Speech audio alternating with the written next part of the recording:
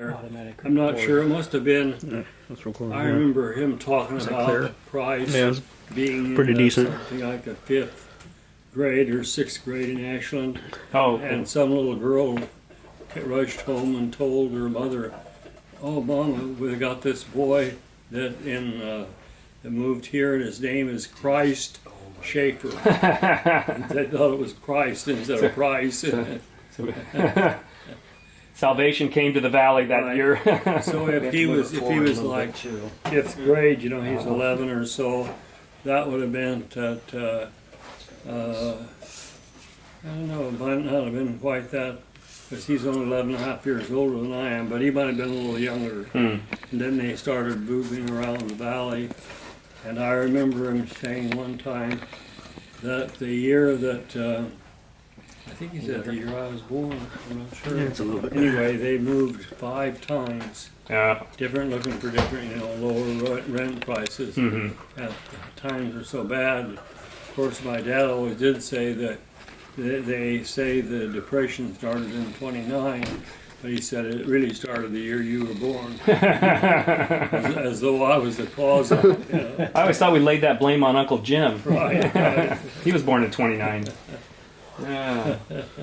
One more mouth to feed. Yeah, yeah, that's right. Huh. Is that working a little bit better? Cool. Yeah, got it on. All right. Well, So it's recording? yeah. So, tell us. You'd mentioned your earliest memory was, around age 3 or so when Uncle Jim was born. So, you guys were living in Yeah. Phoenix area, Well, we were living in Medford. Medford. Yeah, and we lived around different places. I don't recall the other places. The first place I have the memories of are that house where he was born, and that's where we lived when I started school too, as well. Yeah, Jim, of course, almost everybody was born at home in those days. I mean, nobody, hospitals, the vast majority were born in homes. So, would a midwife have come? Well, no midwife. They called a doctor. The doctors came to the house, and that was a kind of just an understood thing. The doctors would come. So yeah, and they were usually, very prompt and everything. I do remember them mentioning when Price was born up in the Yakima Valley. He was born out in the country in 1916. And of course it was January, and it was very, very hard for the doctor to get there, horse and buggy in the snow, everything. But he came. Yeah, Yeah. great. So remind me too of the movies you and Jim used to. Huh? The movies that you and Jim used Yeah, to. we used to go to see the old Hopalong Cassidy movies. Mm-hmm. And, for a dime. I paid a dime, and he got in free because he was under 6. Yeah. But he was so short that a couple of years after he turned 6, he was still getting in. And was he keeping the dime? Yeah.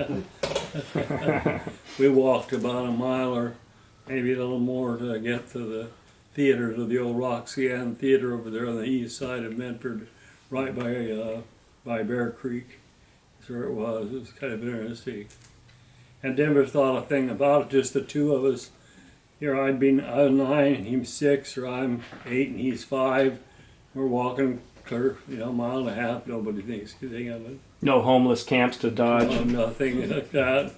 Although one time we did have, just down the street and across the street, we had an Indian family, and they were pretty wild. There was a lot of drunkenness and stuff. I don't think they stayed there very long. But there were big parties, and police were there a couple times. But most of our neighborhood was really nice, neighborhood. What was Grandpa Shafer doing at the time?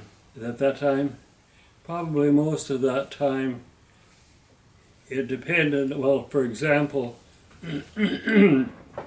yeah, part of that time would have been in the 30s. I was born 27. He probably worked more in orchards and seasonal work, but then work just dropped off during the Depression, And so he worked as a, he didn't like to, but he worked with WPA, workers, deal thing. And the way they did that, they kind of, I guess, they drew names, and they assigned you a certain number of days that you could work, and then you had to be off. And one of the big projects that was going on right then was the Medford Waterworks. That was when they put in the water that comes from Butte. Butte Falls. Yeah, from actually it's what lake is that? This side, you've got the lake where we went. There's Fish Lake is on. It's Fish Lake. Fish Lake was and the Butte Creek were the source of the water, and Medford has really good water, and before that. I guess it was mostly wells and local stuff, but that was a big project. And they put that in these sections, and of course it was almost all done by pick and shovel. Oh. Hardly anything equipment. I remember when Jim was about 5 years old or so, and they were putting in the water line right in front of our house. But my dad wasn't working on that, so my dad went out to talk to these people while they were working. He knew some of them, and Jim went along with him. Well, this Jim was a cute little kid, and everybody always admired him. So this guy, the worker in the trench down there digging, he dug around in his pocket and pulled out a penny. And he wanted to give it to Jim. And Jim would keep getting behind my dad. I don't want it, I don't want it. He said, well, here, why don't you take it? Well, my dad's got lots of money. And then, let's see, those had been years. During that time, they had some tough periods. I know on a couple occasions, he and Everett and maybe Price all went over to Klamath Falls and worked for a time in the potatoes and bring them back. I remember one time Everett went, he got to where last few years before he was married, he got to where he'd ride the rails to different places, especially to the Yakima Valley, because he had cousins up there about his own age. And so he'd go to work in the fields, and then he'd bring home grain. I don't know how he managed to do that, but he'd bring it home. And of course he couldn't afford the transportation. But the beans were they grew a lot of beans. So we always laughed about one winter there. We lived on beans and potatoes, and when we ran out of beans and potatoes, we had potatoes and beans. Just to mix it up. Right. And of course, at that time, we were on this little acreage. It was couldn't have been very big. Couldn't have been more than an acre. But there was an old barn on it, and we had a cow. And so we had our milk. And then we had our vegetable garden. And the brothers, they picked a lot of blackberries and sold blackberries to the hospital, which was right up above the hill, the Catholic hospital. Yeah. They sold them those blackberries. That was another thing they did. And of course, Mom was always canning, which was not much fun, I'm sure, in the summertime. Heat gets up 100 degrees, wood stove, have to keep that thing going. And but she made a lot, and like I say, she made butter and cottage cheese and so on. And so there were a lot of ways they made things work out. Well, another thing we did, this old house we were living in, it was pretty good size. It was 2-story, had more bedrooms as, especially later as Everett got married. But even before that, there was a lot of times there'd be a couple that would rent a room or a couple of rooms upstairs, and that was nice. I remember that there were several nice couples, young couples, and they always,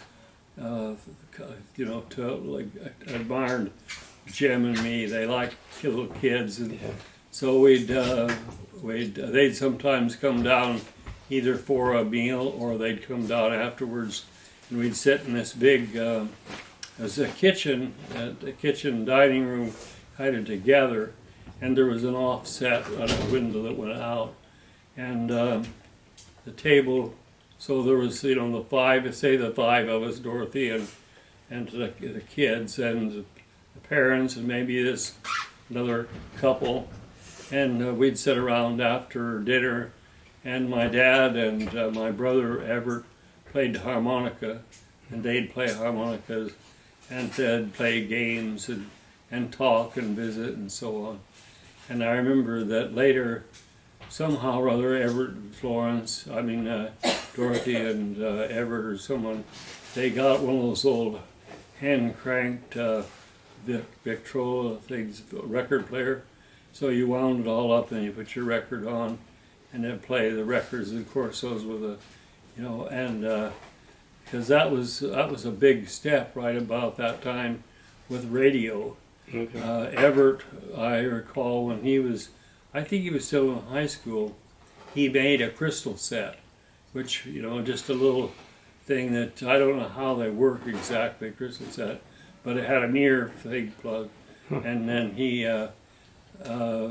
so that was, you know, a step toward it. And my dad fell in love with radio. He just thought radio was the greatest thing. There was a bigger revolution with radio than there was with TV. Much, much bigger. I've heard talk about down here at Newburgh. The guy had a radio shop. He put it up. People would flock in there and listen to the radio.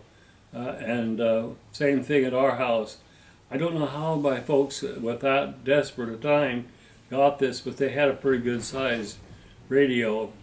And when my dad wasn't working, he would stay up sometimes at night, and he would get stations like Pittsburgh and Chicago and whatever different places, and he always kept a log of what he heard and who, you know, and all that.